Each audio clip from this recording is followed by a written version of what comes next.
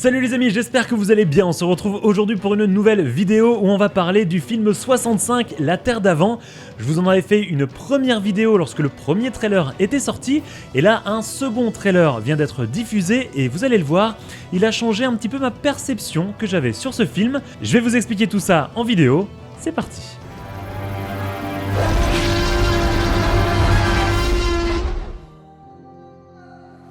Je vous refais rapidement le topo. Prévu pour mars 2023, le film raconte l'histoire d'un voyage spatial qui va très mal tourner pour les occupants d'un vaisseau, puisqu'un astéroïde va venir frapper la machine qui va s'écraser sur une planète inconnue. Avec 35 passagers à bord, le crash fera de nombreuses victimes. A priori, au départ, l'explorateur Mills va devoir trouver des solutions pour rester en vie dans ce nouveau monde et rapidement, il va découvrir une autre survivante, Koa, dont il va devoir s'occuper en plein cœur d'une nature sauvage et menaçante. Ensemble, ils découvriront qu'ils ne sont pas sur une autre planète, mais qu'ils sont sur Terre, mais une Terre différente de ce qu'ils attendaient, puisqu'on ne sait pas encore vraiment comment, mais ils se sont crashés sur la Terre d'il y a 65 millions d'années, d'où le titre du film.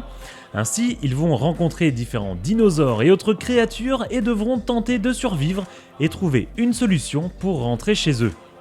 Comme je vous le disais dans ma précédente vidéo, le premier trailer ne m'avait pas forcément convaincu. Le jeu d'Adam Driver se montrait assez insipide, le synopsis était assez digne d'une série des années 90 et le rendu des dinosaures n'était pas assez fidèle à mes yeux. Même si j'ai envie de laisser sa chance à ce film, qu'il ne faut pas juger trop tôt, je n'étais pas parti d'un bon pied avec lui, et l'arrivée du second trailer va peut-être changer la donne.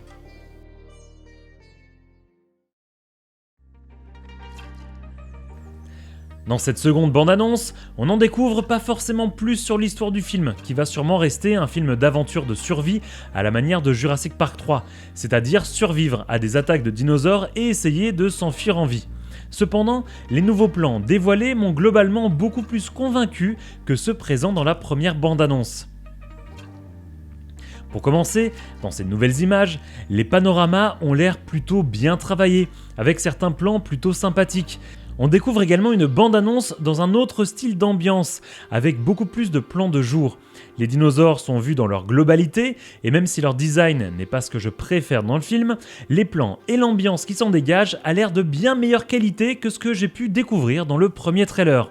Comme ce plan avec le gros théropode qui montre à quel point nous ne sommes rien face à lui. D'ailleurs, en parlant de ce gros théropode qu'on voit dans cette nouvelle bande-annonce, n'hésitez pas à me dire ce que vous en pensez. Est-ce qu'il s'agit d'un T-Rex? Est-ce qu'il s'agit d'un giganotosaure, etc.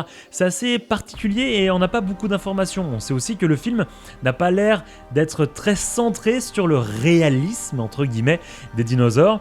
On verra bien ce que ça va donner dans le film final, mais encore une fois, moi je suis assez dubitatif sur le design de certains dinosaures qui sont pas assez réalistes pour moi, sachant que, d'après encore une fois ce que le film a l'air de vouloir nous proposer, on est sur Terre, il y a 65 millions d'années, et donc du coup on devrait faire face à des dinosaures qui devraient être réalistes. Je trouve que l'animal est un petit peu bizarrement fait, avec cette espèce aussi de, on va dire, de bosse au niveau des pattes avant.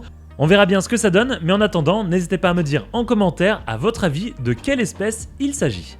Ou le raptor qui commence à entrer dans la souche, un plan qu'on avait pu découvrir dans le premier trailer, mais ici, avec le travelling de l'animal, je trouve que le tout donne une certaine ambiance malaisante. On retrouve également beaucoup plus de plans de Koa, la jeune survivante, et la relation qu'elle a avec Mills, qui je trouve me font penser un petit peu au film Sans un bruit, avec des phrases comme « Quiet and move ». Concrètement, faisons pas de bruit et bougeons régulièrement. On retrouve le même pattern d'une espèce de père entre guillemets et sa fille qui va essayer de protéger. Je trouve que ça a l'air d'être pas trop mal mis en avant. Encore une fois, faut toujours attendre le film final pour savoir ce que ça va donner à l'écran. Mais je trouve que dans cette seconde bande-annonce, on voit qu'il y a un vrai lien entre Mills et Koa, et je trouve que ce lien a l'air d'être un peu plus travaillé que ce qu'on a pu voir dans la première bande-annonce, où dans cette première bande-annonce, on essayait simplement de nous donner un aperçu du film avec une ambiance un petit peu glauque, un petit peu film d'horreur. Là, j'ai trouvé l'ambiance un petit peu plus travaillée, et donc du coup la relation entre Mills et Koa un peu plus travaillée aussi. Encore une fois, et je le répète, il faudra attendre le film final pour découvrir si la relation entre les deux survivants fonctionne bien.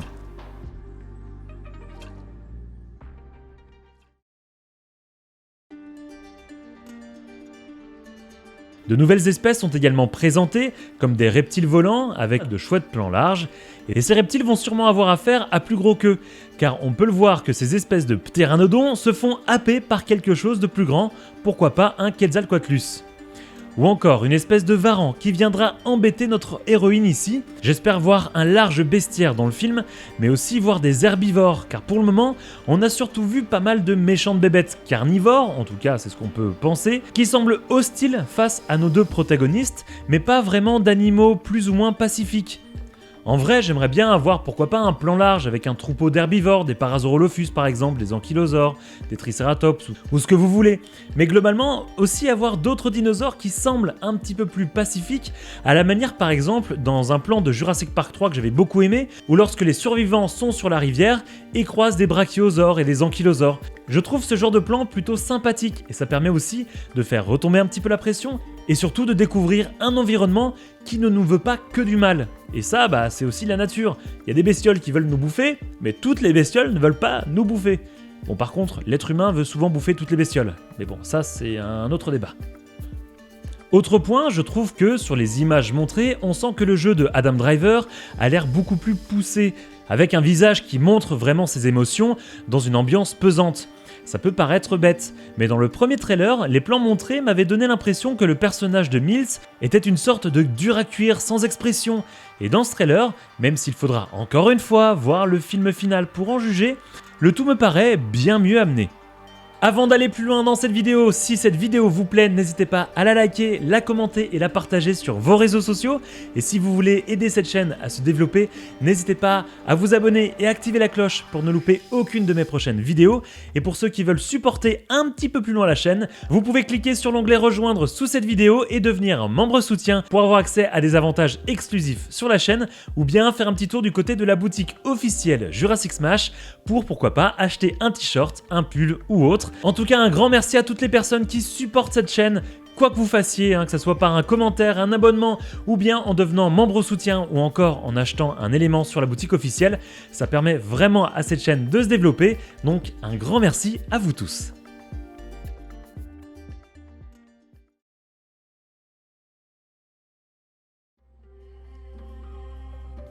Enfin, les effets spéciaux ont l'air au niveau de cette production, avec des aspects très science-fiction, comme le crash du vaisseau ou les gadgets de Mills. Je trouve que globalement ça reste cohérent à l'univers que le film semble proposer. J'espère simplement qu'on va pas trop tomber dans la science-fiction à outrance avec trop de gadgets et trop d'éléments complètement what the fuck, mais d'après les deux premiers trailers, je trouve personnellement que ça reste plutôt correct. Alors que pour ma première approche de ce film, j'étais plutôt sur la réserve, ce second trailer m'a montré un peu de mieux via tout ce que je viens de vous dire dans cette vidéo.